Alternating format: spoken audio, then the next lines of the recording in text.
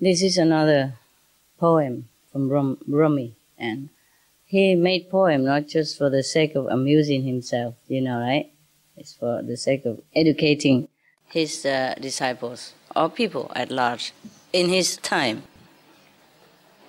Now you know Canaan. You know Noah. He has a son, right? Canaan, huh?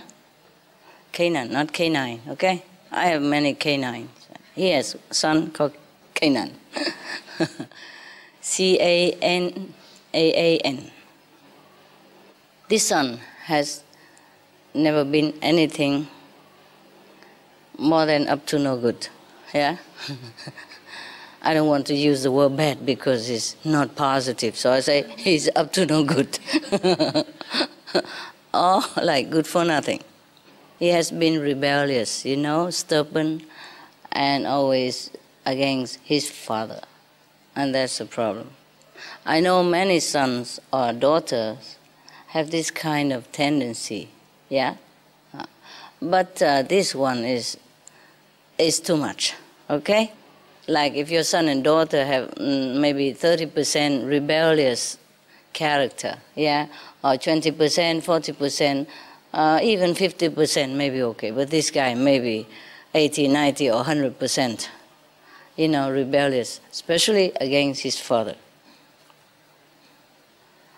As you know very well, in the family, yeah? Sometimes the father is idealistic, yeah? And want the son to follow his footsteps, like to be a minister or a doctor or somebody, yeah? Somebody good and of service to mankind. And the son sometimes do just exactly the opposite, huh? And sometimes the father is bad, like doing something that is against moral standard of human society, like robbing, or stealing, something like that. And the son is the opposite, yeah? Very pious, very morally fit, yeah? And virtuous and loving and kind, etc., etc. Now, in this story, Rumi wants to illustrate something, like even if one person is your so-called family member, it's not exactly that he or she is a family member. Yeah? Yes. And remember, Jesus also say, who is my mother? Oh, who is my sister? Only the one who does the will of God, then they are my mother or my sister. What it means is love is looking in the same direction, right? If we love somebody or if we are a partner, yeah, then we have to look in the same direction, have the same ideal, and do the same work. The best is the same, but good work, huh? Yeah, not just the same, but no good. Okay, now this is the poem called As the Orchard is with the Rain. He said, don't be like Canaan, son of Noah, who wouldn't get in the ark. You know what it means? When the flood happened, and Noah had already built an ark, yeah, and put a pair of animals each in his ark already, and all his family member and belonging and necessity and supply for a while, yeah, is all already in the ark. And he come in, but his son did not come in and did not want to. So that's how it is. So Rumi told us that we should not be like Canaan, who wouldn't get in the ark in the time of emergency like that, and still rebels against good intention. Yes. So now, he continue. He was swimming. Canaan was swimming and saying, I hate my father. I won't use that boat. Can you believe that? Maybe he hates his father. But by doing this, he goes not against only his father, but he goes against his life, right? So in time of emergency, even if you don't like the one who came to rescue you or to give you good information, you better listen to that person, right? That the flood is rising, and it must have been terrible weather and everything, yeah. And the father built the ark, and because the son doesn't like the father, he wouldn't go in the ark. But there's a thing. You see, in this story, supposed to be like that. The son of a spiritual father, you know what I mean? A highly developed person who could even be in direct contact with God. And the son is the opposite. But it happens like that.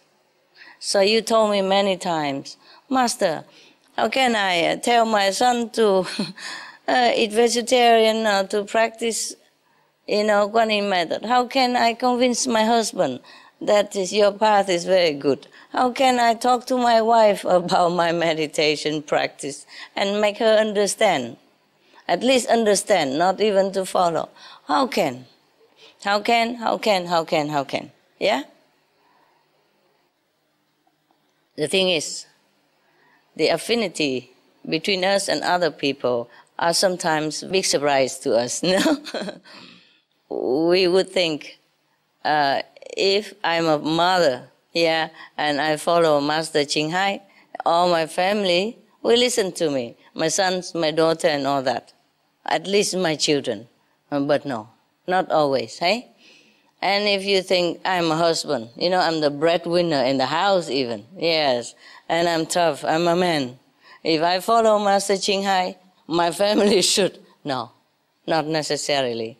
They want to prove you wrong, some of them. It's just good for their ego.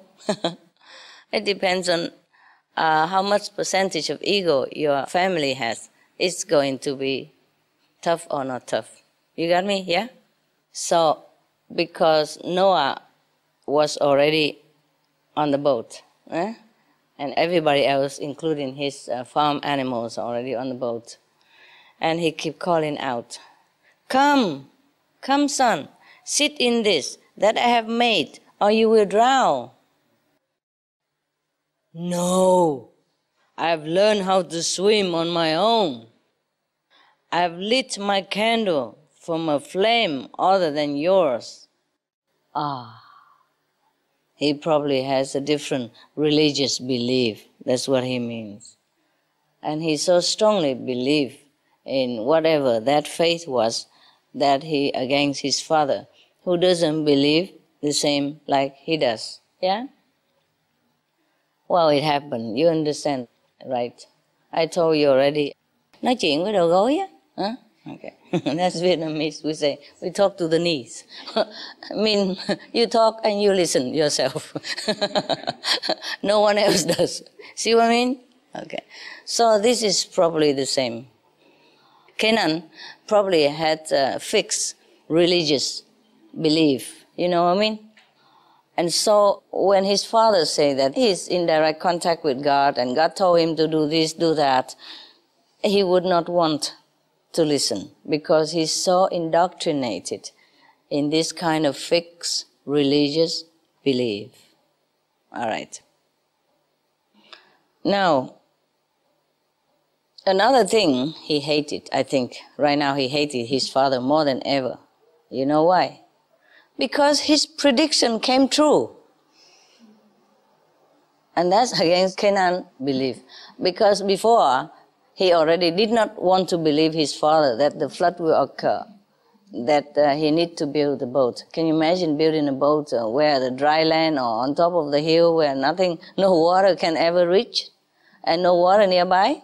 And saying that I will need it soon, that everybody should come on the boat and all that. Of course, not only Canaan, but everybody in the town probably was ridiculing all this time, yeah? And come and point finger and say, look at that madman, and nobody would have probably talked to him at all for all this time, or just ridicule him, laughing at him, make fun of him, and he probably has become the talk of the town all this time.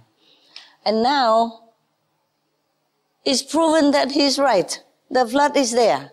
So the son also feels like, it hurts his pride, his ego, that his father is even right. Because all this time, he has never believed in his father. So now, you see why he hates his father? Because his father is right. And such dramatically right. Not just about a piece of bread or which one is more nutritious or olive oil is better than any other oil or anything similar like that. For example, well, olive oil is not better than any other oil, it's just different. I'm just saying, for example.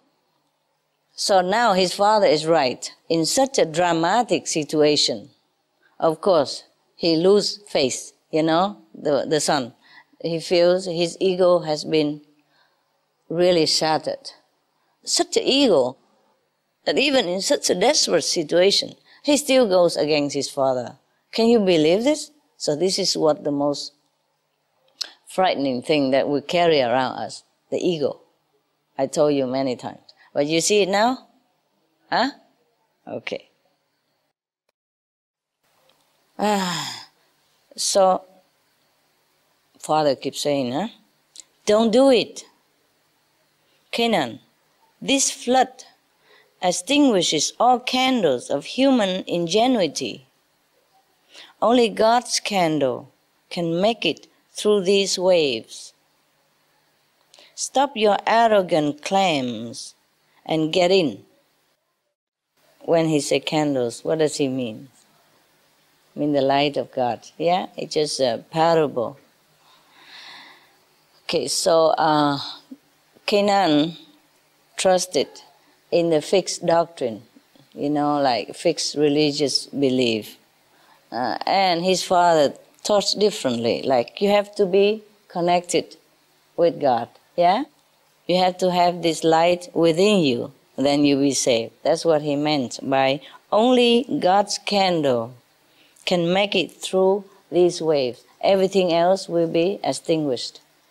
Like the flames, of the torch, or any other candles. You mean any other kind of hope, any other kind of belief will not survive in this catastrophe. Right. But Canaan say what? No, I can make it to the mountain top. I'll be safe there, swimming and talking. I don't know how he did with it, similar like that, I guess. Mountains are just bits of straw in this storm. There is no refuge except with God's beloved. That's what his father answered him. Mountains are just bits of straw. I mean, they, some wood and some rock and something left to, fix together become a mountain. So he say even mountains are bits of straw. It means it's nothing. It means it's not safe for you to go and take refuge there even. In this storm, there is no refuge except in God's beloved. God's beloved means what? God's beloved probably means the master, the representative of God, which was Noah at that time. He was probably teaching people enlightenment through direct contact with God within. So God's beloved at that time must have been Noah. So at that time he revealed to his son his true identity, that like I am God's beloved. He has to at this time, even though his son has never believed him, and he probably has never told anyone up to this moment that he is God's beloved. But in this time of dire emergency, he has to tell his son, take refuge in God's beloved, I mean God's representative, like Jesus, Buddha, Mohammed, Guru Nanak, Mahavira, etc., the great master of all time. Now, so in this time of emergency and urgency, only God's beloved can save you. There's no more God's grace even. Do you know why?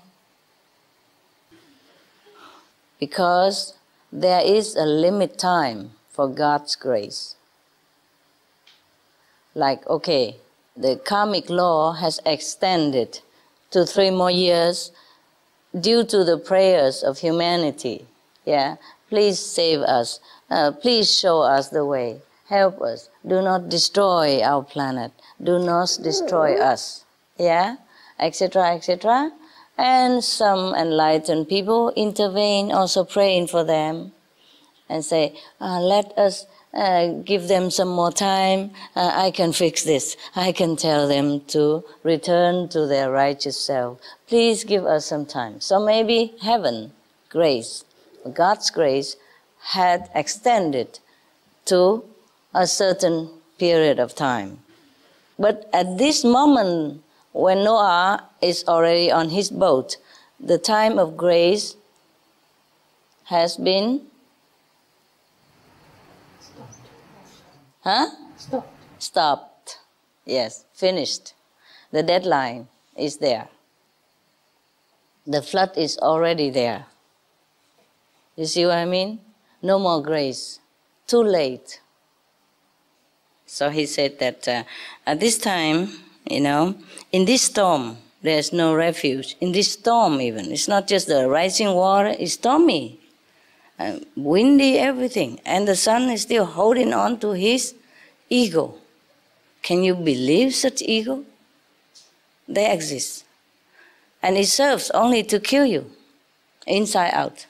Kill your spiritual progress, kill your soul. Not kill your soul, but kill the knowledge that you have a soul, and kill your body too. What a pity. All he does is just step on the boat, and cannot do that. What stops him? The ego.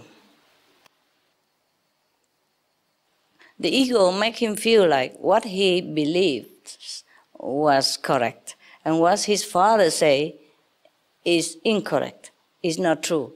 And now that he even knows that what his father say is true, he against him even more. Because he feels shattered, his ego shattered, his belief shattered. At that moment, he cannot think straight, yeah? He just feels shocked, confused, and his ego doesn't let him admit that he's wrong. Okay, in ordinary circumstance, you can stay there, argue back and forth, yeah? Or can think about it. But in such a situation, if you hold on to this kind of ego, you're dead. Right? There's no time to argue. But such is the force of ego. I mean, it's difficult to explain about the ego, but it's just a kind of fixed belief, in yourself, that you are this, you are that, and whatever you think is right. This is the kind of thing that stops you from knowing the truth, of knowing your great self. Because you're holding on to your small self. And you think that it's your small self. It's not even your small self. It doesn't exist. Whatever you think you are, it's just a bunch of thoughts, a bunch of gain knowledge, a bunch of belief. It's not even yourself. Just the thinking of the mind or the knowledge that you have gained somewhere. That's it. So he said to his son, we should take refuge in God's beloved. This is probably the first time he ever used his position, his real identity, to persuade his son. Because, as you know, mostly the master would never tell people that I am this and I am that. He probably just say, oh, God has made me do this and God wants me to do that. But he would never proclaim that I am God's beloved. Yeah, which he is actually. But mostly the master, they don't say that. But this is an emergency.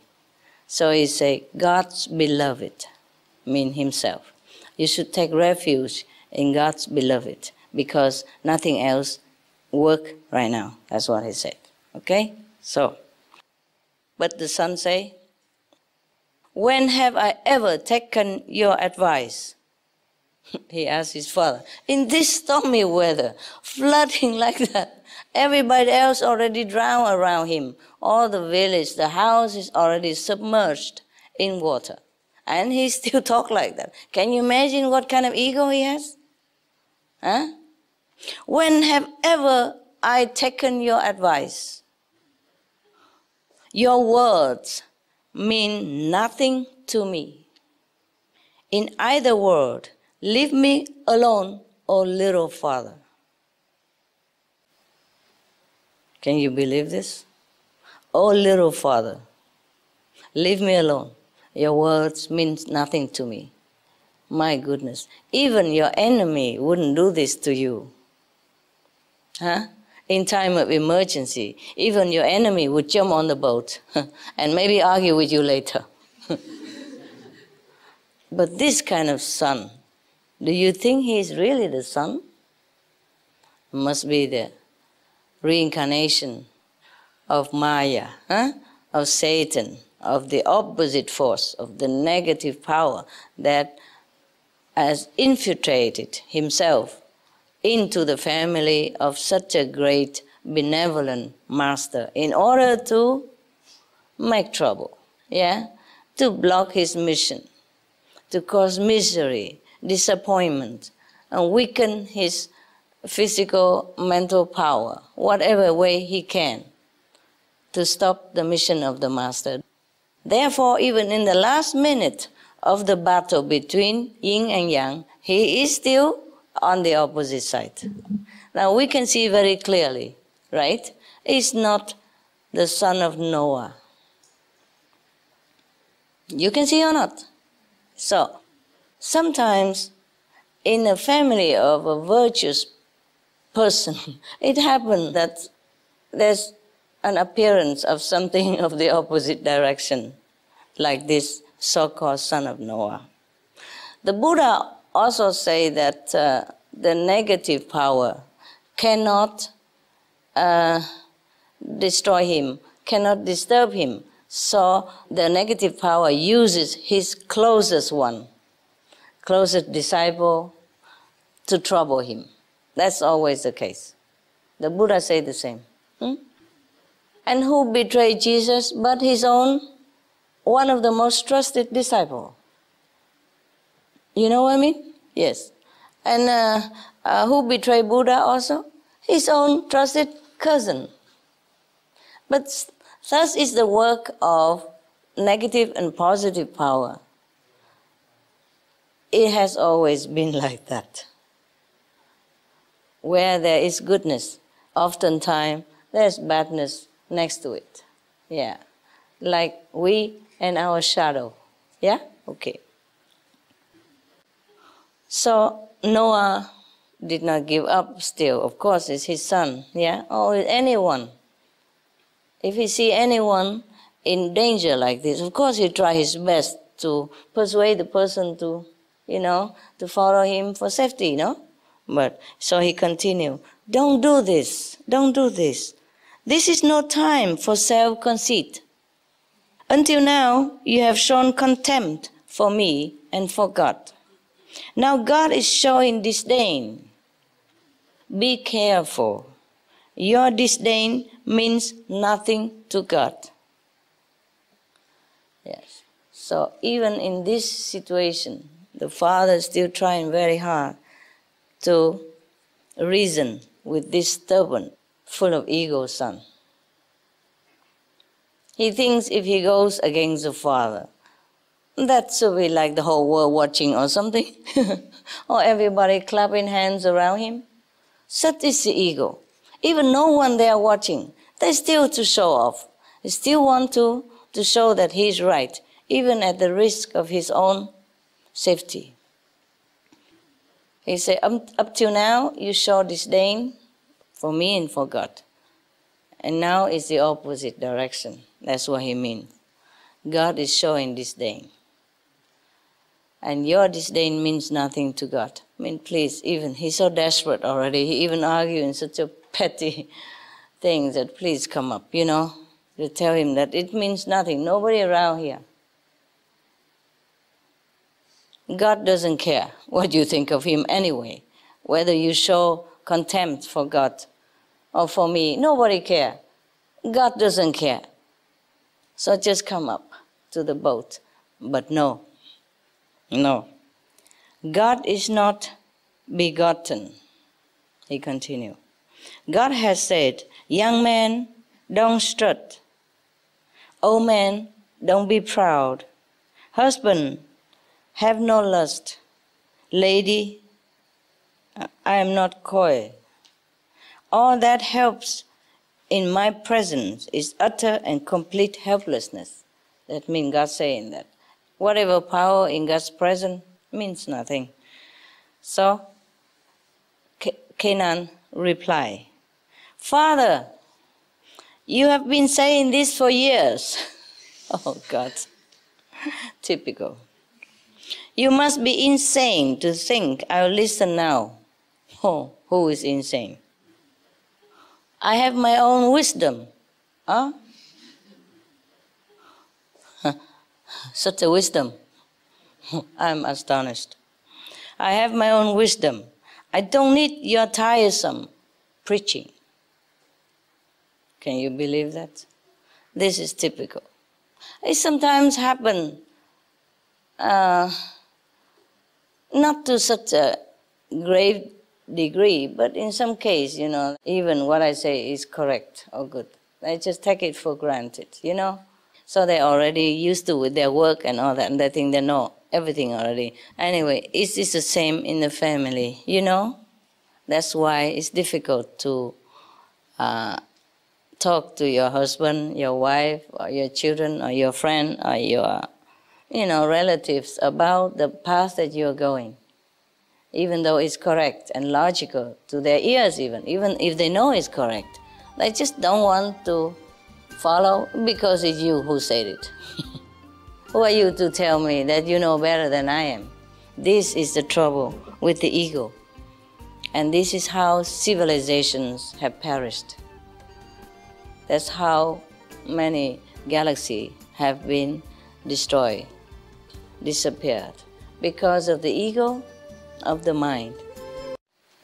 Ego is nothing. Actually, it's just made up of a bunch of, you know, learned knowledge. And then you think it's you, that you know this, you know that. All the knowledge put together, that what you learn from others or societies or books, and you think it's you. You think you know it all. And that anything else is not right. Anything else that you haven't heard of, that cannot be true. Something like that. That's why it's difficult. In a way, I'm lucky because my families all became Kuan practitioners, all by themselves. I have not even come to preach anything to them. I know it won't work. So they just heard about me from everybody else around them. And then they got curious enough, okay, follow me too. I have enough respect from everybody else already, and they know it must be okay. So by the time the neighbors come to tell them that, you know, your daughter has been very famous and great, and people revere her and follow her in numbers, then they already have a prepared heart. They already have inner experience already. So I'm blessed with that. I'm lucky. Even though I have not always the opportunity to live with them again or to see them, but we are always together, you know, in the heart. It's very good. Yes. Okay. So the father continued. But what harm will it do to you, my son, to listen just a little longer? I mean, all these years, okay, fine, he has been telling all this, but he just talked a little longer. What harm will it do to you? Just listen to me. So they were calling back and forth, with Noah never relenting his admonishments to his son. But suddenly a wave came that buried Canaan and tore him to pieces. Oh, ow, terrible. Such a strong wave. Oh God, even a father cannot save the son. Can you imagine how he felt? And a spiritual father, the all-knowing, the all-compassion, all-loving, and cannot even talk to his son to save his life. And he died right in front of him in such a tragic situation and such a horrible death like that. Can you imagine how Noah had felt at that time? Can you imagine? So you're not surprised to see Canaan in this situation, so dead against the father, are you? Not much surprise, huh? Sometimes you experience that in your family, right?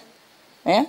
And I experience it in my surroundings, sometimes with my closest one, or close assistant, or the one that I think would respect my words or love me so much. It's not always true. But this is the price he had to pay for being a master. You see, the Maya cannot hurt him. The king of hell cannot bribe him. Satan can never make him waver in his devotion to God, because he's in direct contact with God. He knows what it is. He has wisdom. He has opened himself. He become one with God. So Satan can never hurt him in any way. Even to kill him, he would not waver. I mean, Noah. Even if Satan punish him, torture him, kill him, he would never have Noah on his side as an evildoer or as one of his subordinates. Just like Jesus say, even the devil come and offer him the 3 words. He say, "Get behind me." Yes? And when Buddha sat under the Bodhi tree and he became enlightened, and the Maya, the king of Maya, also came there disguised as a beautiful woman and dancing around him, half naked, whatever, like stripped, yeah, lap dance, whatever on him, and he doesn't move. He say, "I know who you are," and just bug off. I don't know how he say that in Sanskrit, but I would say bug off. See what I mean? Yeah. So that is the thing. The king of Maya, the king of illusion, knows that no matter what he does to the master, he will not waver, even give him the kingdom or anything at all. Maybe he take it, but he tell the Maya still bug off. Actually, whatever the master had in possession, it was because of his or her own merit, In a former life, maybe they're charitable and give it a lot to people. So in this lifetime, they may become wealthy, healthy, and have a lot of abundance of food, money, everything. But that is not from the king of illusion, It's not like the Maya come and say, "Bow to me and you have the kingdom. You can rule the world," and all that. And of course the master never bow, never care. Yeah. Even if he became poor or stripped of all of his possession and became even a beggar on the street, he would never waver his faith in God. That's why Buddha doesn't even come back to be king. He continued to be just a mendicant, a monk who has nothing. Then he has everything too. If he's a king, only his subjects pay respect to him, or not. But he's a Buddha, a master. All the nations pay respect to him. Except his cousin, of course. He wage wars against him. He make his own separate faith against the Buddha and even try to assassinate him. For example, like that. So the king of Maya knew that nothing can hurt the master at all except kill his son, which is he himself. He reincarnated into the family of Noah, become a son. so that he's beloved, yeah? And his father love him and care for him because he's his son. And then he died in such a tragic way, just to hurt him. The same with many people. When they're frustrated with family members or something goes wrong, they go kill themselves. In some way, they want to punish the living. Not just punish themselves. They want to die so that the people behind them have to grieve and blame themselves and be in sorrow forever. You know, like, how dare you offend me? How dare you did that and this to me? How dare you scold me so much? Now I die, you'll be sorry forever. You will blame yourself forever. You feel guilty forever. Okay. Similar way, the Maya, apart from hurting the master already, but still the master will never give up God to be with him anyway. He tried the best, like hurting the one that he loves, hurting the one that she trusts, something like that. Or turn the person that he or she trusts against the master. That hurt the most. You see? Cannot do anything to the master, just use something else around it to hurt him.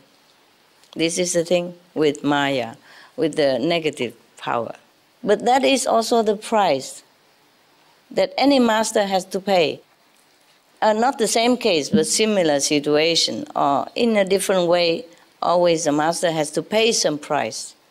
You see, either with his life, reputation, or the feeling of the heart, anything at all, anything at all. To be a master, you have to pay, and pay a lot, no matter what you are, no matter how high position you are in heaven, no matter how high the spiritual attainment you have reached, you have to pay in this world for saving people, because you are interfering with the law of karma. Even though you awaken people, and they save themselves also. But still, you come and tell them how. You come and tell people, hey, look, you listen to me and you'll be free forever from the Maya, from hell, from suffering. You'll be glorious now and in heaven. And the people saw that. It's true what he said. Follow him. And of course the Maya lost. You see, the more people follow the master, the more Maya lost. So if the master succeeds in convincing people to free themselves from the trap of Maya, you think the Maya will feel happy? Oh, bravo, master, take all of my subjects, take all of my souls to heaven, leave me here all alone, ruling myself. Would he feel like that? No, of course not. Miserable. Lost one more soul now. What am I to do? See what I mean? Yeah. So that's why he fights this battle bitterly, so he can retain the control of all the souls under his grip. He likes that. It's just the work of the universe, you know?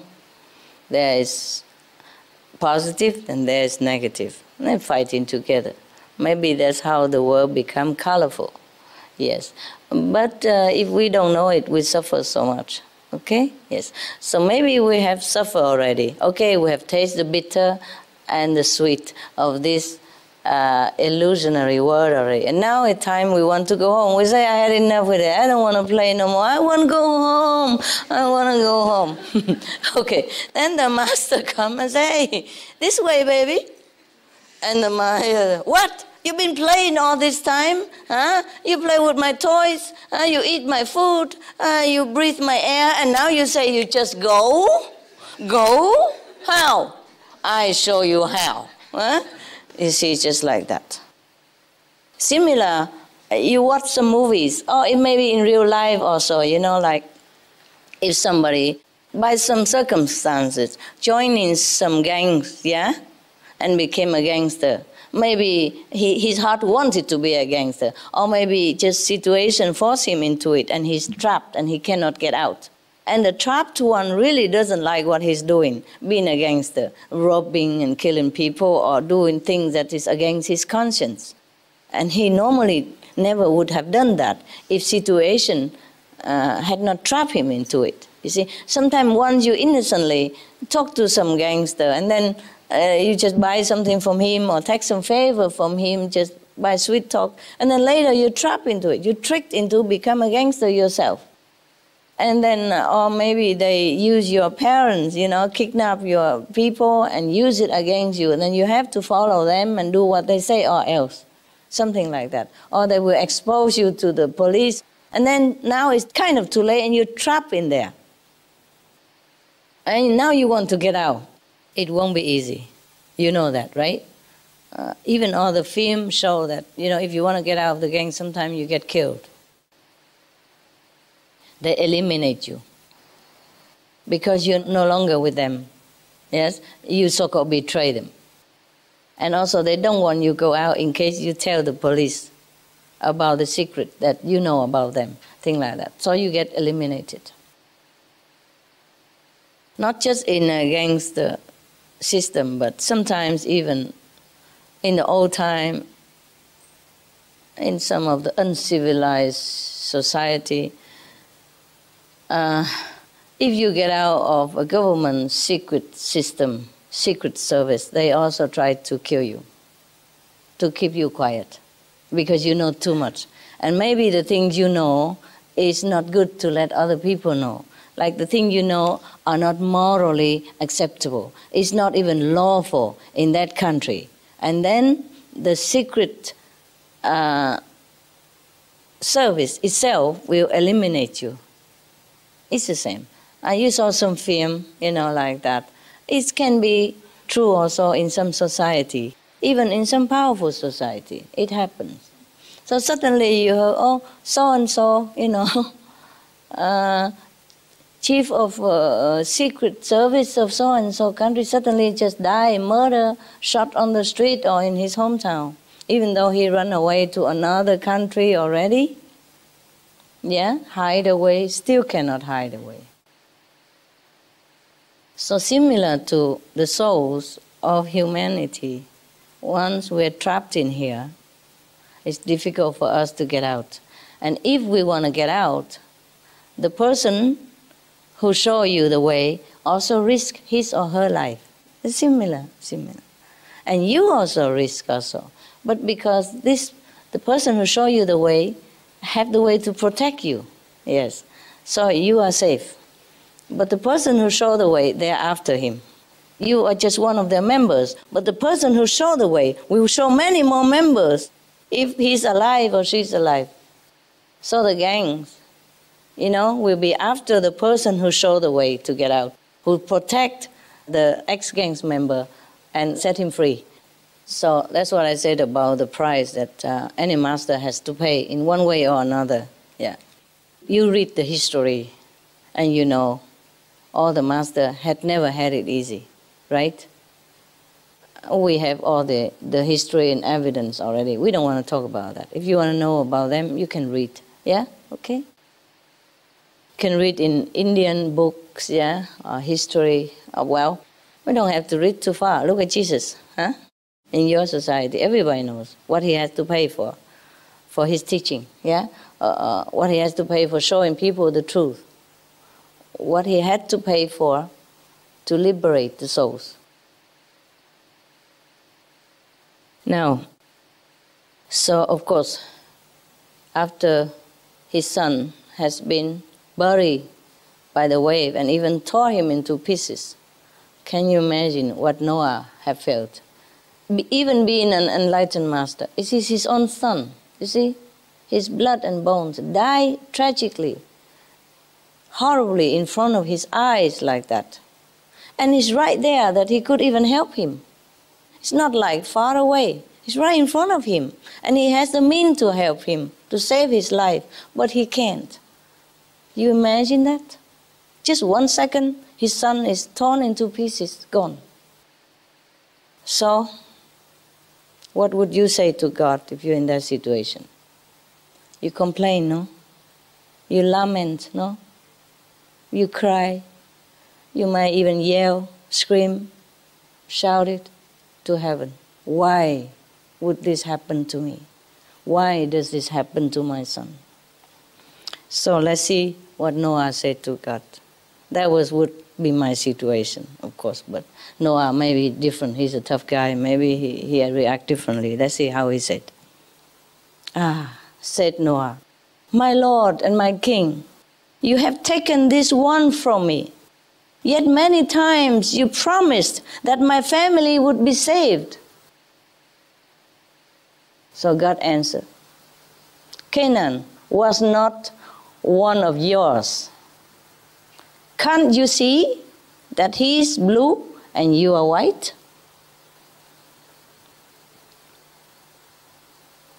What does God mean by that? What does he mean by that? Does he mean that Canaan was born out of wedlock or something? That his color, his skin is blue? At that time, blue means also black, like dark color. And white means like you, European. Okay? Or like me. I'm joking. Yellow, no? Do I look yellow to you? Little, right? Okay. I don't look any, Sometimes I look black, sometimes I look like Indian, sometimes I look like Asian. Depends on who sits next to me. Right now I look like him. Truly, sometimes I see the photographer make an image of me, of himself, for my photograph. You don't know it because you don't know who took some of my photo, but I know very well. If so-and-so took my photo, I look just like him, like his sister. The face, really would be longer or fatter or skinnier, it depends. Yeah. Except when I direct him how to take my photo, and where, then it's maybe different. But if he take it spontaneously by himself, then I look like that guy very much, or that girl, whoever. Yeah, most often like that. Or whoever sit next to me, I look just like them. Have you seen some of the photo when I take it with somebody else? I look like their relatives, or even mother or sister, Yeah. Or even some look like the men also, who sit next to me sometimes, very near. Together with the picture. I look like them. But can you imagine, sometimes 2 or 3 people sit next to me and I look all like 3 of them. And 3 of them are not the same family, not even in the same town. It's funny, I saw some of that and I can only laugh, So here, God told Noah that Canaan is not his family members, because Canaan is blue and Noah is white. Can you tell me what he means by that? Anybody? Oh, the wise Buddhas? It's mentioned in the Bible, in Old Testament, that Noah, when he was born into his family, he was an exceptional baby. He had blue eyes and white skin that no one in his family had. Yes. So that's why he was born like this, directly from God, blessed by God, it seems. But when he bare his children took from his ancestors, perhaps. Oh, so he think Canaan took is from his ancestors? Some of his, yes. I have seen some of the terrible dictators, butcher of the history, and they look so handsome. But when I look closer, I know who that is. Very, very well. Behind the handsome face, I see who that person is incarnate, just from photo alone. Because when I read history and all that, or see documentary film, or read in books, and they show photos of so and so, who has caused untold misery, a miserable death to people, lots and lots of death to people, and who kills without blinking an eye. And I thought, how can such a handsome-looking person, can be like that? And I looked closer. Oh, my goodness. I saw all the trace, I saw the face behind that face. I know he's not from our world, I know he's not from the positive power. He's a king of the negative. He's Lucifer incarnate. I can see that even. Because I could not believe, that any person can be so wicked and so bad, I mean, inside out. And I thought, okay, maybe in a war or something, revolution, sometimes people would die by fighting each other, But it cannot be from the heart of a person who deliberately, orders so many torturous deaths.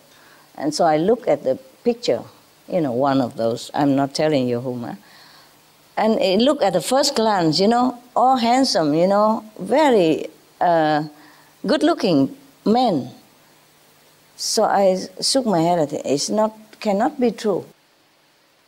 Because we all imagine, if an evil person must look very ugly or, at least dark looking or something, or have some horn. No, not necessary, but, oh, that guy was so like chisel face, And I look further, oh, jeez. I see the real face. Not like it appear on the photo, but you can see it. You know what I mean? You can see it. That is not the handsome face. It's just the face. But that face is resemble what face? I know that very well. Resemble the devil, truly like that. Without horn, without fang. I can see it very well. Noah, okay. Light skin, but his son was darker. Dark skin, of course, yes. Okay, now. There is another episode, may I ask? Tell me. That showed how cold-hearted Kenan was. Yes. In another instant in the family life. Yes. A summer, Noah had collected a lot of grapes, and he ate a lot of grapes. Who eat? Noah. Noah ate a lot of grapes, yes. But grapes were fermented. Yes. So he became drunk. Oh. And he was very happy, and he removed his clothes and started to dance. Understand. So Kenan, when he saw his father, he mocked him. Yeah. And made fun of him. Yes. And ridiculed him. Yes. But his two other sons, when they saw their father in such a weak state and Yes. fragile position, Yes. took a piece of cloth And cover him. and covered him and comforted him and said, never mind, come and sleep it off. Yes. Put him in his bed. Understand. So this is the sons, the true sons, Yes. how they behave Yes. when they see their father or mother in a fragile state. Yes. It's very easy to kick someone in a fragile state. Yes. Yes. But Kenan did that. He was Yes. very cold-hearted. Yes. The other one. Even he is the son. So the other two sons are two sons, and this son is really there just to torture him, the Canaan. That's so I told you already. He must have been the devil incarnate then. I told you that. Okay. Anyway, so this is a story in the Bible that your sister has just supply. You see what I mean? So now you know. It's not just me speaking. It's truly, he is like that already. Before this situation happened. So he's there just to make hell for the master, yeah? And in the sun and heart and all that, probably they became fermented, and Noah did not notice that. Yes, so he ate it. And then he became drunk. Yes, it was by accident. And knowing that, the son, of course, should have helped him. Yes. But he didn't. Instead, he mocked him, yeah? And ridiculed him and all that kind of thing. Instead of helping him or covering him, because if he remained like that too long, he might die even, being cold or maybe falling down, and because he's not used to it being drunk. His true sons rebuked this son, saying, this is not the way to treat your own father. Yes, it's correct. He was rebuked. Yes, okay. All right. And even that kind of son, the father, true to being a father, still want to save him so desperately, and still feeling so much pain when he lost him. So this is a true love of the father. All the father loves their children like that. Not to talk about that he's being a master and being compassionate. He's a true father as well. So in the family matter, he's a true father, a good man, And in the spiritual matter, he is a true awakening saint. But this is the price he has to pay. Living with such a devil as a son, and having to feel his heart tormented when his son died in such a horrible way in front of his eyes like that, and he could not do nothing. So of course God understands that. Yeah? So God said to him, don't you see? He's not one of yours. He is blue, I mean dark color, and you are white. In India, they say blue when it's the kind of dark and black, you know? Like they say Krishna also was born a blue color. But it's not blue, they're just darker, like Indian people. Kind of bluish, I guess, a tint of blue or something. Yeah. So that's why sometimes we say black and blue, you know, dark blue. It's like black too. And God continued comforting Noah thus. When a tooth is rotten, pull it out. It's not a tooth anymore. The rest of your body will be miserable if you don't. I mean, if you don't pull that teeth, rotten teeth out, the rest of your body will be miserable. Be rid of it, even though it was once yours. And Noah replied, I am rid of everything, my Lord, except your essence. You know how I am with you. As the orchard is with the rain, and 20 times more. I mean, the orchard needs the rain so much.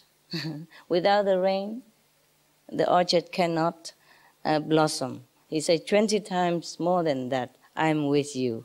I need you. Yes. Living in you, rejoicing in you, like a beggar, receiving all he needs directly from wealth itself, with no one's hand in between. Not united, not separated, perfection. No qualities, no description, no cause. Before the flood and after it, every word I say is of you, in you, from you. As a woman speaks night and day with the ruins of her beloved, where now she lives in perpetual conversation.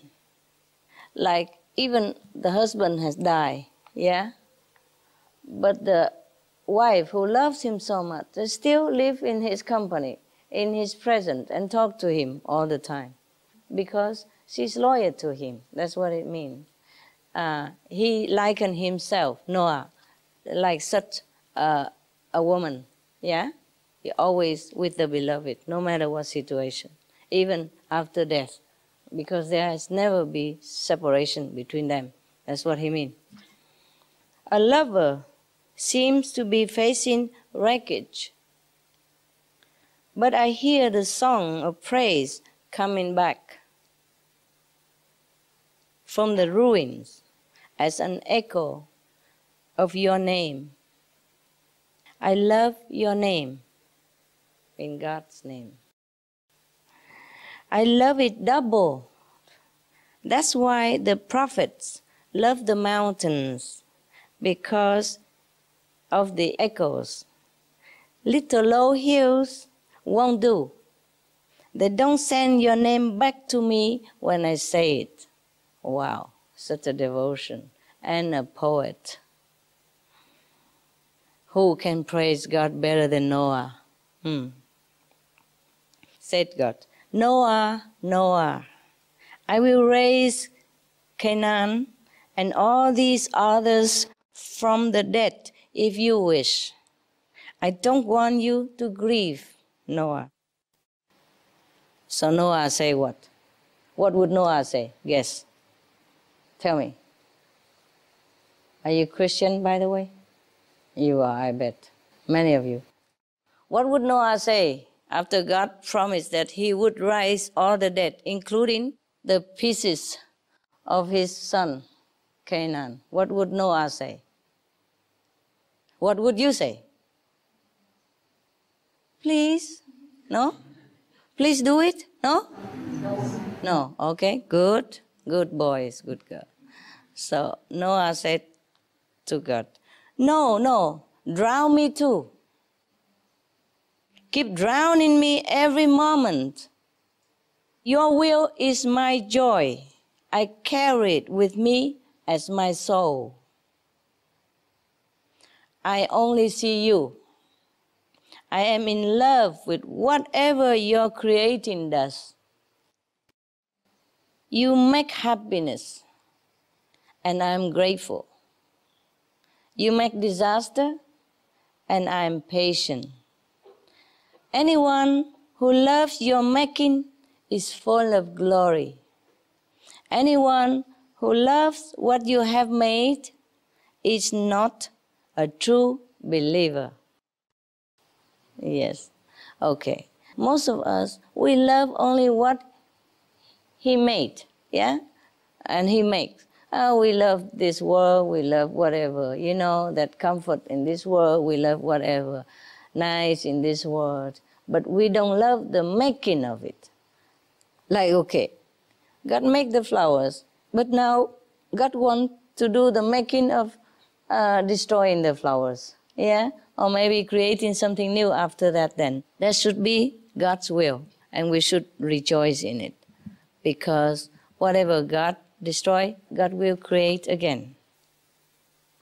But when God tells you to make a boat, yes, to save yourself from drowning, from the flood, then you should listen. Don't say, I like you, destroy me and my family, everything as well. Don't tell me what else. I love. Yeah, fine. You love God making. You love God's action. Fine. But when God tells you to do something else, even contrary to what he's making, then you also have to listen. So here in this case, after God has comforted Noah, he remembered himself again. In a moment of grief, he's lamented because he thought maybe God has broken his promise. Or in some cases, I thought I'm wrong also. For example, if I see something in some person or something that I see, okay, like that. And then, but some of other people report to me, it's not like that, it's different. Then I doubted my vision, yes. And then I have to reaffirm again. How come I saw like that? And then I asked the person or the persons, and they told me it's not like that. So am I wrong or I saw the wrong vision? So it confirmed again that the persons who report to you are wrong. Because sometimes intuitively or visionary, I see differently. And then when I confirm it with my physical, for example, assistants, and they say different story. And I also have sometimes difficulty to verify whether it's true or not. If I don't have the evidence in my hand, then I just have to take their words for it. And then checking again whether I'm wrong in the vision or my intuition is incorrect. But it's always correct. I found out.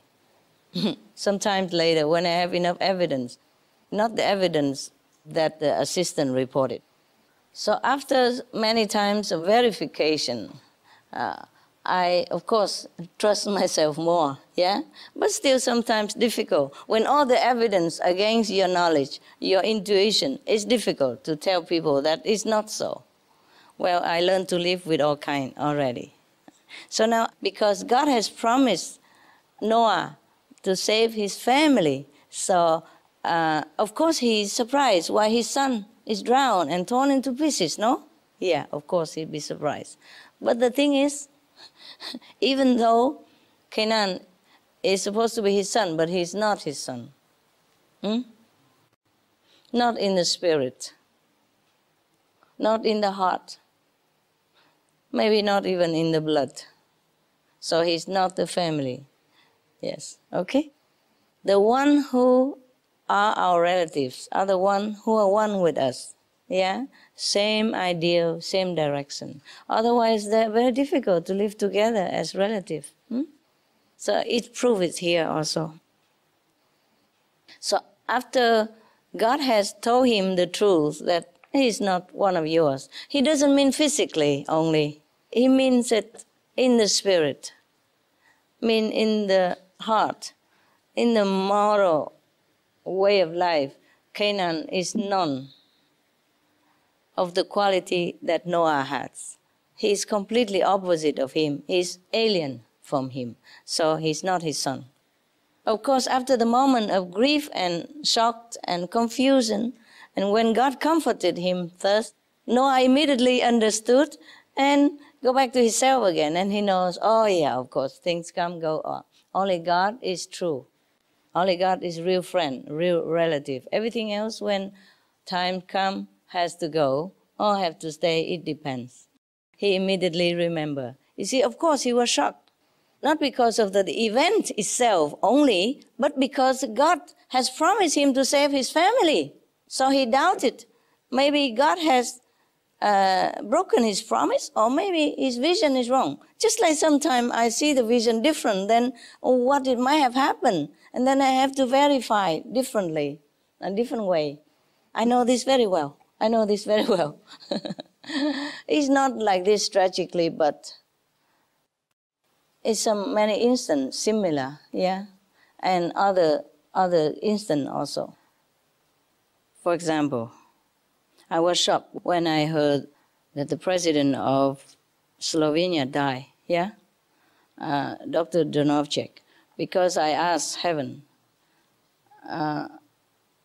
is he going to be all right? And he's going home. He's coming back home soon, no?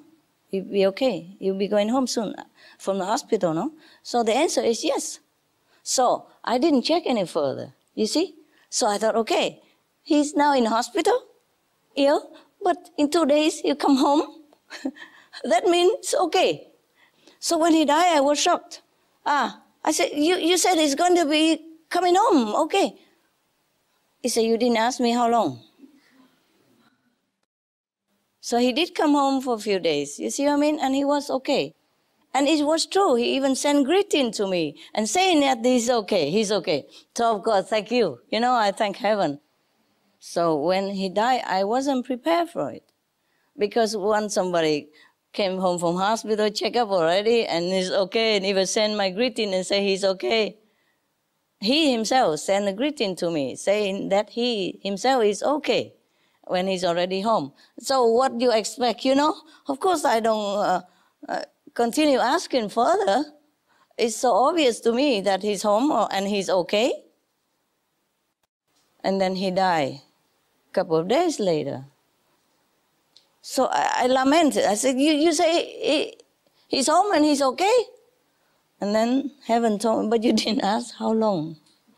Of course, he was okay for a few days. So this is the thing, that sometimes the physical evidence will go against your vision or your intuition or your knowledge from the future or from whatever happening. Yeah. So I understand very well that he was shocked, Noah, when his son died like that, while remembering that God said his family will be saved because they're virtuous family. Yes, but the one who is not virtuous, the one who's so cold-hearted like that, obviously is not your family, right? The family is the one who love each other, right? Who help each other and who are one with each other in many ways. Not this one. He's even worse than enemy. The enemy sometimes see in you in a weak condition, fragile situation, like what your sister just mentioned about the Bible, like Noah when he mistakenly eat the fermented grapes and being drunk and, you know, exposing himself into a fragile situation. And his son mocked him, ridiculed him, instead of helping him to go into a safe place or cover him up, you know, to protect his honor and his life. So the other two sons say, this is not the way to treat your father. You see? So they help him and cover him up and put him to bed for safety until he recover. Yes. Because it's not him who is like that. It might be the karma that make him eat the grapes without knowing that it's the fermented grapes. Or maybe he even knew it, but he had to do it for erasing some karma of some people. Or the price he has to pay for being a master. Either way, he's in a very fragile and difficult and weak situation, dangerous situation. So as a son, should help him, right? He should help him, but he didn't. Not only he didn't, he even mock him and ridicule him and, curse him and all that. This is not good. You know already. So this kind of person is not your relative, no matter if he's born into your family. Because enemies sometimes seeing you in this situation is still maybe soften the heart and do not attack you at that time. Yeah, maybe let you recover first and maybe attack you later. Or even enemy, when in an emergency situation, knowing the danger around, would walk into the boat first, right? And would be thankful even. And then say, oh, I'm sorry we have been enemies all this time, but thank you for saving my life. In many cases, enemy become friends because the enemy help him, the so-called enemy, yeah? Sometimes, like neighbors, they have been bickering for years, with each other.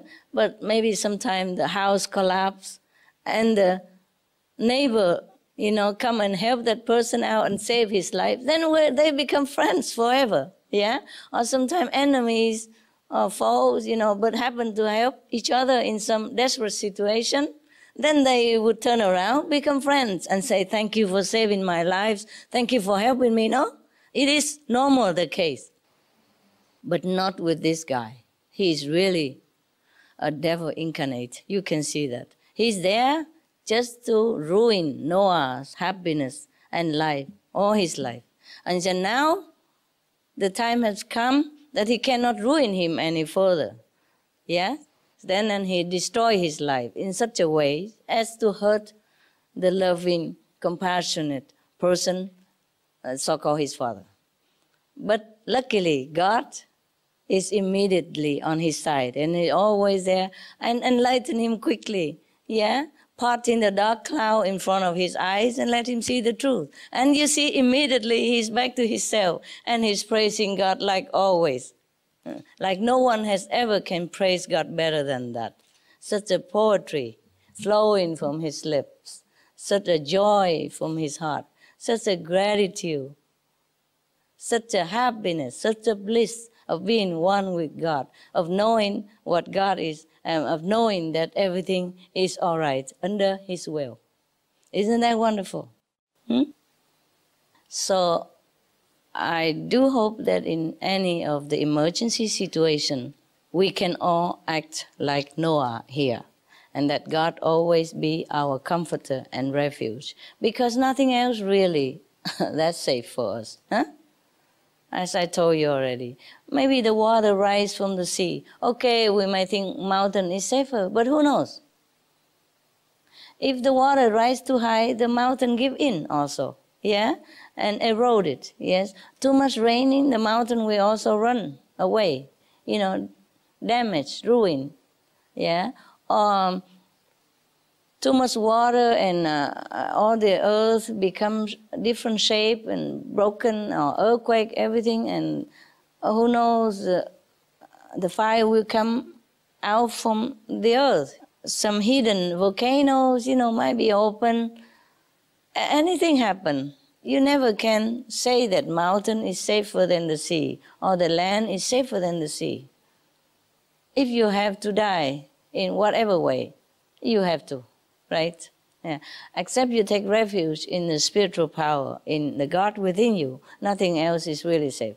And if that God say, okay, your time is up, you go back to me now, go back home now, then we're fine.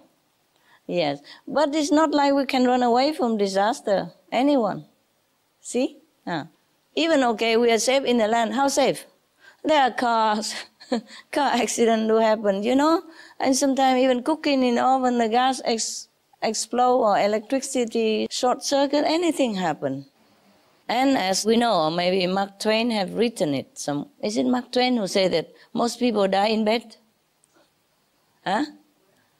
Well, Mark Twain, the writer. But anyway, it's true. Even if he wasn't the one who wrote it, it's true. Most people die in bed. Safe. Is he in the house? So where would you run? Okay? So the question is, it's not you die or not die, whether the world ends or not end, but how we die, how we live before we die. Like we die happily, contentedly, knowing that we have lived the very worthwhile and correct, noble lifestyle. You see? So whenever we die, we die. We don't want to live here forever also, because let's face it, our body has a limit. Now, with all the chemical things, the pesticide we took in from the food, our body will not withstand too long anyway.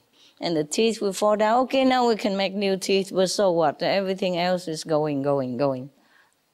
So if it's a time come, we go. So also it's not like we try to save the physical bodies of the people, but just giving them more time to think about returning to God. More time to get over their preconceived ideas about God, what God is, and how religion should be. And they turn around and return to their original self and save their souls. So they don't have to reincarnate again in another similar planet and worrying about shortage of food and petrol and water rising and ice melting anymore. Because if we're not finished in this lifetime of our karma, we will continue the next somewhere else in the universe. And the suffering will follow us like shadow. We can never run away from it. So, okay, planets come and go, people, are born and die. But since I am here, I do the best I can. Okay, if I'm not here, then I cannot do anything. But I'm here already. I help my neighbors, right? Yeah. The whole world is my neighbor. The whole humanity is my neighbors. And I, being a good neighbor, I'm trying to save whatever they can, knowing that they are in a desperate situation. I try my best to tell them what to do to save themselves, right? So that's all there is to it, all right? It's not just about physical body. Because some people ask me, why do we have to save the world? Let it go. We have other planets. Yes, other planet we have. We'll be reincarnate again, but the suffering will be the same. Okay, like in an earthquake situation, yeah? I see my neighbor house going to give in. I tell him, get out quick, get out quick. Or if I can, I use a big column somehow to withhold the roof for a while until all the person can get out safe. It's not like I'm trying to save that house.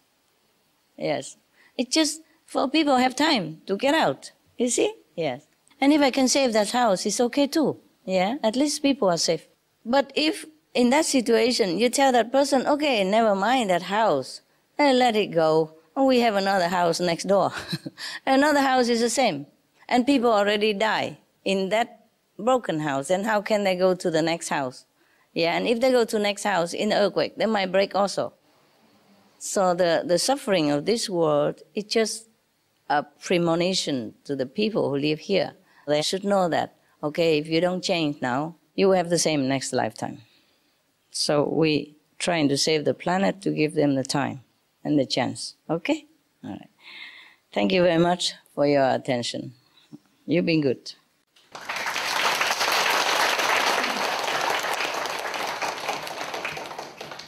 Very good. Okay, guys. I go have breakfast. You take a break or meditate. And go home, right? Tonight or tomorrow? Some tonight? Tomorrow? What did I hear? Tomorrow, huh? And some tonight, right? Some tonight. Little, huh? It's your home, and of course you like to stay. Where else can you feel better, right? And I understand that. I understand very well. I wish you stay forever. But we will stay forever in heaven later on, okay? The thing is, no matter how big my house is, it's never big enough for you to stay forever like the way you want to. I would like you to. You are fun and you're good. And when you're here, you meditate and it's good. Yeah, very, very good for the world, very good for yourself. But we just have to, take turn now, okay? See you later. Meditate or have a quick break and meditate. Don't hang around too long because you have to go eat now, soon. So make the best of it. Meditate now. Just from 5 to 10, you will be all free anyway, okay? Try to meditate whenever you can. You make the best of it. Some people behind don't see me, okay? I'm coming. Coming, going. Love you. Yes. And the heart-to-heart connection. You see, Canaan has been touched by his father all his life. He has been born from his own body and touched and hugged him all his life even. Does it change him? No. If you believe, eyes to eyes contact with us and love from the heart. Yeah? If you love the Master, become one with the Master. Then you know everything the Master knows. I feel good already. Actually, I really like that we sit outside in the garden at night, but to me, I love that garden, I save a little bit for myself. So normally I go there, just I sit in the garden. Up to now, I have never been in my room. I mean, before you came. Just because after you came, I have to be in my room. Otherwise, you hang around outside, all of you. I really love to sit on the stone there, the pebble. And I sit in the middle there, and all of you sit there, and it's cool. And before you came, I always eat out there. So I never really liked to go in the room. I always eat there, even when it's not too cold like this, not too cool like this, but it's outside. Yeah. I love you guys. I really do.